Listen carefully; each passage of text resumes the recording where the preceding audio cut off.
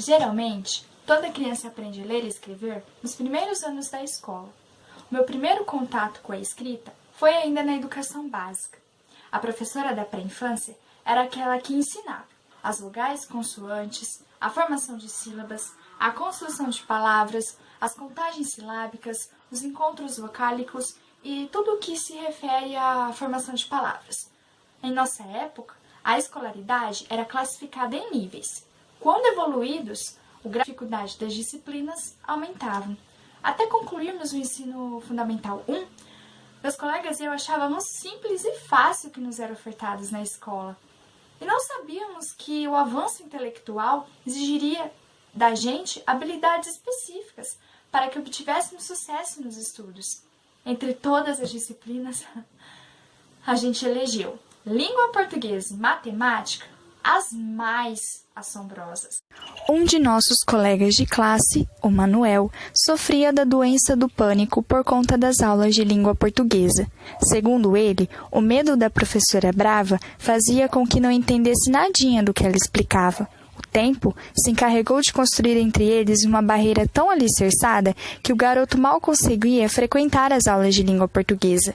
Explico melhor contando-lhe situações da vida do aluno Manuel. Todas as segundas e terças-feiras, logo no primeiro horário, a nossa classe recebia a professora Judite para as aulas duplas de língua portuguesa. E quase sempre Manuel chegava de 20 a 30 minutos atrasado, alegando ter perdido a hora, o que não nos convencia, por acontecer somente nos encontros com a professora Judite.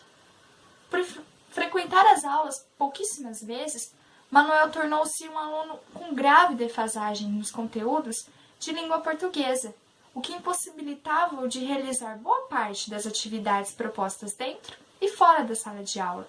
Você deve estar se perguntando, como é que Manuel resolvia suas avaliações bimestrais? Pois é, suas colegas sempre davam um jeitinho brasileiro para ele conseguir. A gente cursava o 8º ano do Ensino Fundamental 2. E, de acordo com as normas da Base Comum Curricular, deveria conhecer grande parte dos gêneros textuais que possui a língua portuguesa. A professora Judite era aquele tipo de professora que prezava pela sequência didática do material, e assim fazia. Todos nós tínhamos muita pena do Manuel, porque a professora e a gente acompanham o conteúdo, e ele sempre ficava atrasado.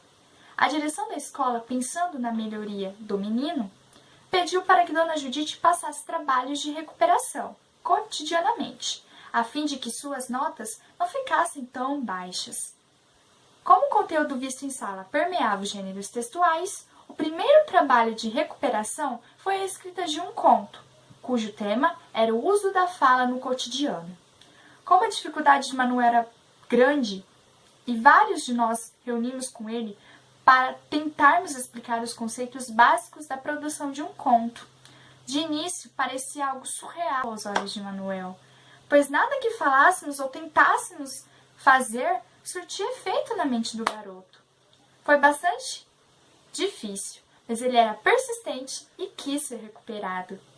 Seguindo as orientações de como construir um conto, Manuel estudou sobre o tema proposto, organizou as ideias que iam surgindo em sua mente e, em seguida, sentou para escrever. A escrita foi um tanto quanto difícil, por ele ter muita dificuldade em ortografia, acentuação, mas nada disso fez com que Manuel desistisse de escrever. Vários os momentos em que o jovem estudante sentiu-se arrependido por não frequentar as aulas da professora Judite, pois se fosse participativo não estaria passando por um momento tão assombroso como aquele de escrever um conto. Durante a escrita, Manuel sentia muita necessidade de buscar auxílio nos manuais de gramática, dicionários, videoaulas de como se escreve um conto. E tudo isso foi agregando conhecimento e estrutura ao novo escritor do 8º ano. O menino não percebia, mas o amadurecimento vindo dos estudos promovera nele grandes mudanças que lhe possibilitaram uma produção textual incrível.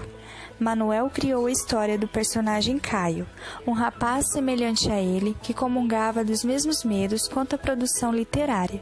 Diferente de Manuel, Caio adquirira-os por meio de comentários maldosos advindos de seu tio Heriberto em relação a uma deficiência que o garoto possuía. O menino perdera a mão direita em um acidente com a família, e com isso seu tio declarava constantemente o quão incapaz ele era na produção escrita, já que perdera o mecanismo responsável pela escrita. Depois de muito tempo, Caio descobriu que poderia voltar a escrever utilizando outros mecanismos como a mão esquerda, ou se preferisse, poderia contar com a ajuda de alguém disposto a transcrever seus ditos. Assim que percebeu que a produção escrita ainda era um sonho alcançável, buscou por ele até realizá-lo. Segundo Manuel, os escritos de Caio partilhavam de grandes ficções e histórias do universo imaginário. Quando Manuel se deu conta da grandiosa criação que fora capaz de elaborar, deixou de ser o aluno faltante às aulas de língua portuguesa.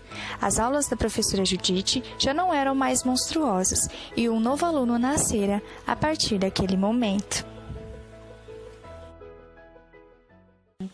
Ao final do prazo estipulado pela professora, Manuel apresentou seu trabalho de recuperação, feito por meio de muito esforço e dedicação. Para ele, a produção escrita foi o meio que o fez perceber o quão simples é a língua portuguesa e que o medo que o atormentava não passava de um mito que poderia ter sido vencido há muito tempo. A professora Judite, ao avaliar Manuel, teceu elogios grandiosos, pois percebera a grande evolução de seu aluno e teve plena certeza de que os períodos seguintes ele não mais precisaria de atividades recuperativas.